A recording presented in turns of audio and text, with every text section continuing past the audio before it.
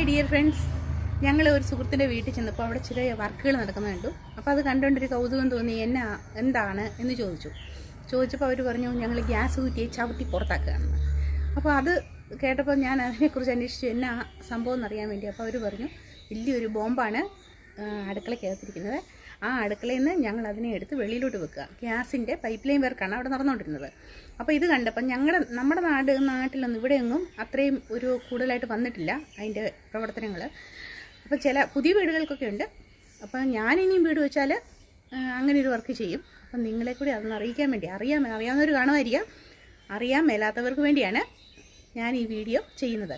വളരെ സേഫായിട്ട് ഗ്യാസ് കുറ്റി എടുത്ത് പുറത്ത് കേജിനകത്താക്കി ലോക്ക് ചെയ്ത് വെച്ചിരിക്കുകയാണ്. അതിൽ നിന്നും വീട്ടിലേക്ക് കോപ്പർ ലൈൻ വഴി കണക്ഷൻ കൊടുത്തിരിക്കുകയാണ്. ഇവരുടെ സർവീസ് കേരളത്തിൽ എവിടെയും ലഭ്യമാണ്. ഡീറ്റെയിൽസിനായി താഴത്തെ നമ്പറിൽ കോൺടാക്റ്റ് ചെയ്യുക.